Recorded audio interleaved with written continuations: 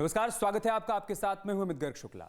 लखनऊ के अलीगंज अग्निकांड के बाद लखनऊ विकास प्राधिकरण के रिकॉर्ड से एक बेहद ही चौंकाने वाला खुलासा हुआ है। दावा किया जा रहा है कि 2016 में ही पिछली सरकार के दौरान बिल्डिंग गिराने का आदेश जारी किया गया था, लेकिन उस दौरान नियमों को ताक पर रखकर कथित तौर पर धनबल के सहारे इस अवैध कमर्शियल बिल्डिंग पर होने वाली बुलडोजर की कार्रवाई को रुकवा दिया गया था। अब घटना के बाद प्राधिकरण की कार्रवाई से लेकर पूरे कॉम्प्लेक्स के इतिहास और भूगोल को खंगाला जा रहा है।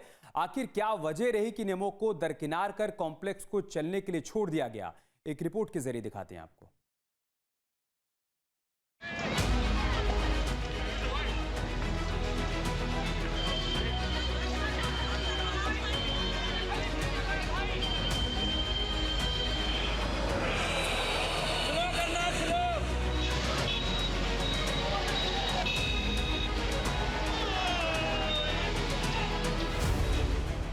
लखनऊ अग्निकांड में 15 मौत के बाद पूरे प्रदेश में हड़कंप मच गया है। अग्निकांड में सिस्टम की लापरवाही सीधे तौर पर सामने आई है। बिल्डिंग निर्माण से लेकर उसका नक्शा, बिल्डिंग में बिजली का लोड, बिल्डिंग में फायर सेफ्टी इंतजाम, बिल्डिंग की वैधता सब सवालों में है। लिहाजा सवालों में पूरा सिस्टम भी है। वो सिस्टम जिसने रिहायशी इलाके में कमर्शियल कॉम्प्लेक्स की मंजूरी दी, वो सिस्टम जिस पर कॉम्प्लेक्स में फायर सेफ्टी इंतजाम की जिम्मेदारी थी, वो सिस्टम जिसने बिल्डिंग के नक्शे को पास किया, वो सिस्टम जिसकी निगरानी में बिल्डिंग तैयार हुई, वो सिस्टम जिसकी मौजूदगी में यहाँ व्यावसायिक गतिविधियां बढ़ी। ये सवाल भी इसलिए उठ रहे हैं क्योंकि अग्निकांड में 15 बेगुनाहों की जान चली गई। कोई भविष्य के सपने बुन रहा था, किसी की शादी होनी थी, लेकिन आग की लपटों ने सब कुछ तबाह कर दिया। जांच की शुरुआत हुई तो सिस्टम पर सवाल उठे। लिहाजा सिस्टम ने सवालों का पूरा ठीकरा उस बिल्डिंग और कॉम्प्लेक्स पर डाल दिया जिसमें यह हादसा हुआ। बड़ी बात है कि उत्तर प्रदेश फॉरेंसिक इंस्टीट्यूट जो बनाया गया है, उसके जो डायरेक्टर हैं पूर्व आईपीएस अधिकारी जीके गोस्वामी और उनकी टीम आई है फिसल की, और जिस तरीके से ये टीम आई है इसमें जांच इस बात की होगी कि आखिर जो यहाँ पे मलबा पड़ा हुआ है, मलबे के साथ किस तरीके से आग लगी है या किस तरीके से ये घटना हुई है। आप देखिए सारे इक्विपमेंट्स यहाँ पे कहीं ना कहीं लेकर के आए हैं, उसको सैंपल किया जाएगा। और जीके गोस्वामी जो कि आईपीएस अफसर रहे हैं और एडीजी पद से वो रिटायर हुए, और उन्होंने फॉरेंसिक इंस्टीट्यूट जो कि उत्तर प्रदेश का अपना है, इसको उन्होंने बनाया है और फॉरेंसिक में एक बहुत बड़े एक्सपर्ट के तौर पे माने जाते हैं। उनको ये माना जाता है कि वो फॉरेंसिक के एक्सपर्ट हैं। तो जिस तरह से ये टीम जा रही है, आप देखिए, हम आपको टीम दिखा रहे हैं, टॉर्च और सब चीज़ों को लेकर के, क्योंकि एविडेंस कलेक्शन की जो बात है वो बेहद महत्वपूर्ण मानी जाती है। साक्ष्य अगर कहा जाए अदालतों में या फिर कहीं पे भी किसी चीज़ की कमी को बताना है तो वो साक्ष्य होने बहुत ज़रूरी है। अलीगंज में हुए भीषण अग्निकांड के बाद अब बिल्डिंग से जुड़े पुराने दस्तावेज और प्राधिकरण की कार्रवाई गंभीर सवालों के घेरे में है। सोमवार को जिस बिल्डिंग में आग लगी उसके खिलाफ साल 2016 में अवैध निर्माण को लेकर ध्वस्तीकरण का आदेश जारी किया गया था, लेकिन 2 महीने से भी कम समय में ही उस आदेश को निरस्त भी कर दिया गया। 2016 में ही टूट गई होती बिल्डिंग तो 2026 में बच जाती 15 की जान। कैसे पलट गया ध्वस्तीकरण का आदेश? अलीगंज अग्निकांड की घटना के बाद लखनऊ विकास प्राधिकरण के पुराने रिकॉर्ड से पता चला है कि एसपी सरकार के कार्यकाल में इस इमारत का ध्वस्तीकरण का आदेश कथित तौर पर पैसों के दम पर रुकवा दिया गया था। मामले में अधिकारियों की मिलीभगत की बात भी सामने आई है, जिसकी जांच के लिए एलडीए ने भी एक कमेटी गठित की है। हम उस घटना स्थल पे हैं जहां पर कल 15 बच्चों की मौत हुई थी, जिनके भविष्य अभी बाकी थे, लेकिन जिस तरीके का ये अग्निकांड हुआ उसको देखिए, इस तरीके से ये जला है, लोहा जल गया है। और सबसे पहले आग इस तरफ लगी थी और इस आग को लेकर के आप नज़ारा देखिए। हम आपको थोड़ा और आगे तक लेकर के चलेंगे, लेकिन देख लीजिए किस तरह का माहौल है यहाँ पर। अंदर जाने के लिहाज से बहुत मुश्किल है। आप किसी भी तरीके से थोड़ा और आगे तक हम लेके चलेंगे आपको। मौके के उस स्थिति तक जहां पर ये संभावना हो सकता है हम आपको दिखा रहे हैं। रिपोर्ट के मुताबिक 11 जुलाई 1980 को लॉटरी प्रणाली के तहत जमीन का आवंटन हुआ। 2005 में जमीन विक्रय विलेख के जरिए विजय कुमार के नाम दर्ज हुआ। 19 जनवरी 2013 को इमारत वीरेंद्र शुक्ला सुरेंद्र शुक्ला को बेची गई। पूरे कॉम्प्लेक्स का क्षेत्रफल 1992 वर्ग फीट था। इमारत को 2014 में आवासीय इस्तेमाल के लिए मंजूरी मिली। अवैध निर्माण को लेकर एलडीए ने वीरेंद्र शुक्ला पर केस दर्ज किया। 10 मई 2016 को एलडीए ने ध्वस्तीकरण का आदेश पारित किया। 5 जुलाई 2016 को इस आदेश को निरस्त भी कर दिया गया। पुलिस जांच में ये भी सामने आया है कि प्राधिकरण के आदेशों को कोर्ट में चुनौती दी गई, जिसके बाद जुलाई में ध्वस्तीकरण के आदेश को निरस्त कर दिया गया। रिपोर्ट के मुताबिक रिहायशी इलाके में बनी इस बिल्डिंग का कोई नक्शा पास नहीं था। इसके बावजूद अधिकारियों से साठगांठ कर पूरी अवैध बिल्डिंग के अंदर धड़ल्ले से कमर्शियल एक्टिविटी चलाई जा रही थी। रात से जो जिम्मेदार लोग हैं 4 लोगों की गिरफ्तारी भी हुई है। अधिकारियों को सस्पेंड भी किया गया है।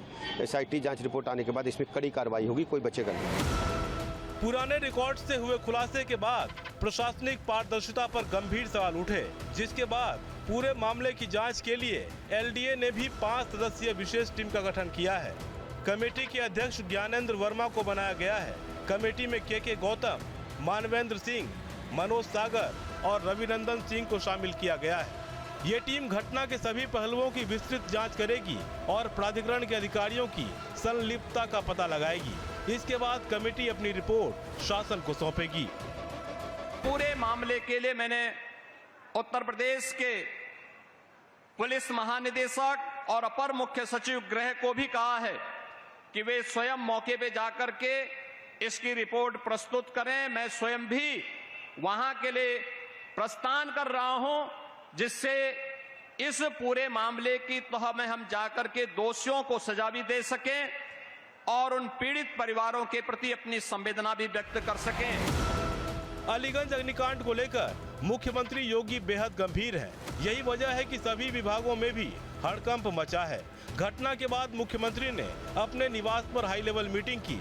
मुख्यमंत्री ने पूरी घटना की जांच के लिए 2 सदस्यीय एसआईटी का गठन किया, जिसमें अपर मुख्य सचिव अमृत अभिजात और एडीजी लखनऊ जोन प्रवीण कुमार को शामिल किया गया है। एसआईटी 7 दिनों के भीतर अपनी रिपोर्ट सौंपेगी, जिसके बाद कई अधिकारियों पर गाज गिरना तय माना जा रहा है।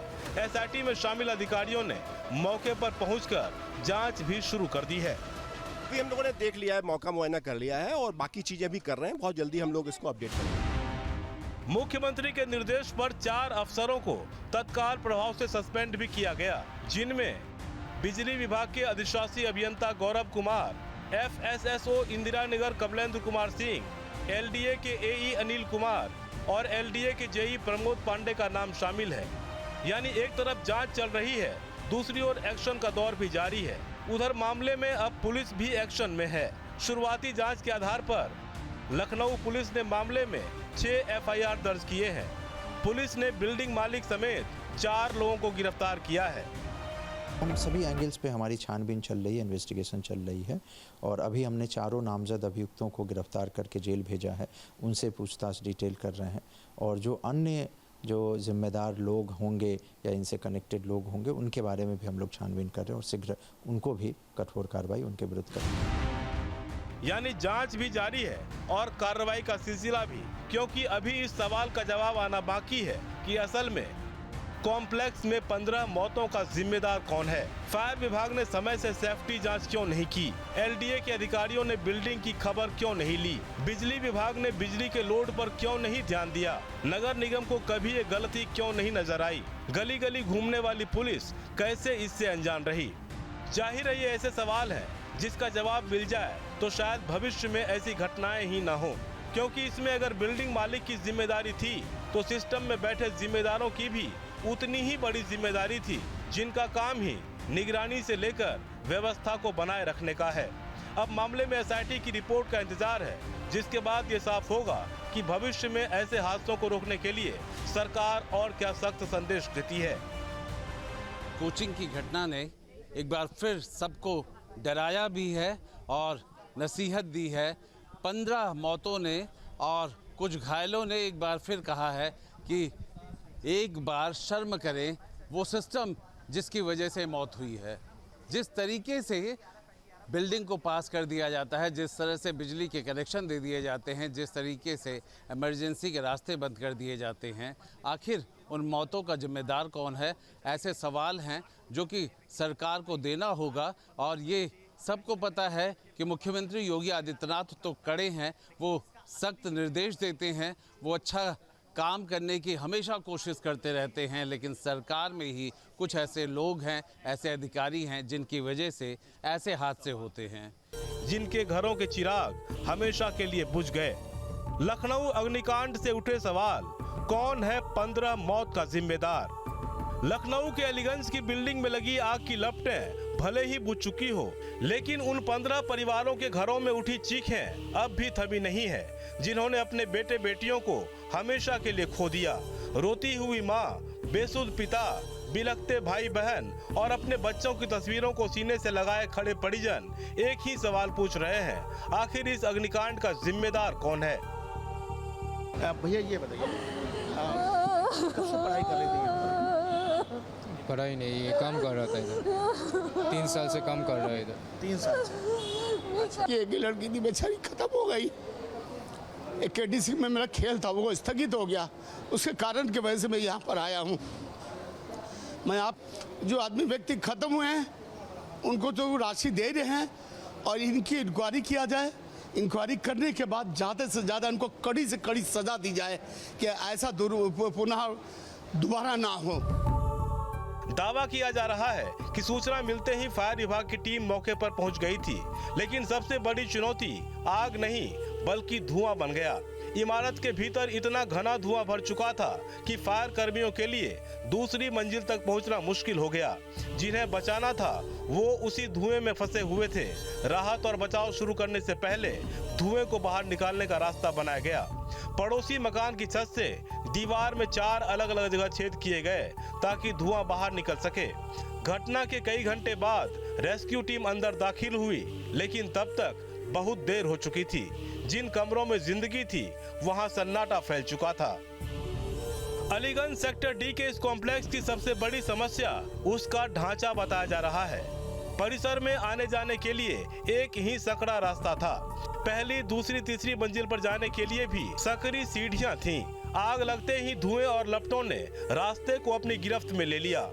आग लगते ही अंदर फंसे लोग निकलने का सुरक्षित रास्ता ढूंढने लगे, लेकिन जो रास्ता रोज उन्हें काम और पढ़ाई तक पहुंचाता था, वही रास्ता कुछ मिनटों में मौत का जाल बन गया।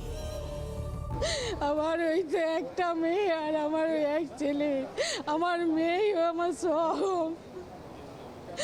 सजा मिलनी चाहिए। वही तो बात है, वो तो चाहिए। हाँ। आपकी बात हुई थी अनामिका से, कब हुई थी बात? कल सुबह। कल सुबह? हाँ, कल सुबह वो घर में था, वही सुबह ही बात हुआ। रात को हम फ़ोन किया, वो फोन रिंग होकर बस फ़ोन कोई नहीं उठा रहा है। हादसे के बाद सबसे बड़ा सवाल बिल्डिंग की वैधता और निर्माण को लेकर उठ रहा है। दस्तावेज बताते हैं कि बिल्डिंग रिहायशी इलाके में थी। आरोप है कि यहाँ व्यावसायिक गतिविधियां संचालित की जा रही थी।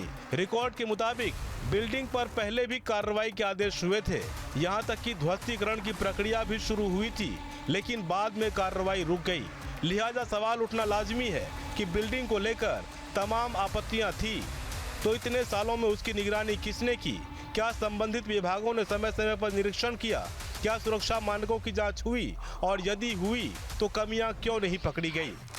प्रारंभिक जांच में बिजली व्यवस्था को लेकर भी कई गंभीर तथ्य सामने आए हैं। रिपोर्ट के मुताबिक बिल्डिंग में 20 किलोवाट का कमर्शियल कनेक्शन स्वीकृत था, लेकिन जांच में बिजली का लोड 34 केवीए तक पहुंचने की बात सामने आई है। अप्रैल में ये लोड 24 केवीए से भी ज्यादा दर्ज किया गया था और जून में ये लोड और बढ़ गया। और जिस तरह से लगातार वहाँ पर टीमें बनी हुई हैं और एक तरफ टीम बन रही है उन लोगों की जो कि यहाँ पर रेंट लेकर के चला रहे थे या जो अनियमितताएं हुई थी, दूसरी तरफ एक टीम बनी है कि जिन्होंने गलतियां की हैं, लापरवाहियां की हैं और 4 लोगों को सस्पेंड करने के बाद उन आला अधिकारियों को भी कहीं ना कहीं जिम्मेदार ठहराया जाएगा, जिनकी वजह से देरी हुई, जिनकी वजह से रेस्क्यू नहीं हो पाया और जिनकी वजह से 15 लोगों की मौत हो गई। आपके मोबाइल पर तुरंत आएगी ब्रेकिंग न्यूज, स्क्रीन पर सबसे पहले दिखेगी बड़ी खबर, देश दुनिया की हर खबर एक जगह। अब आपके मोबाइल पर तुरंत फटाफट इंस्टॉल कीजिए न्यूज़ नेशन ऐप और रखिए खुद को अपडेट।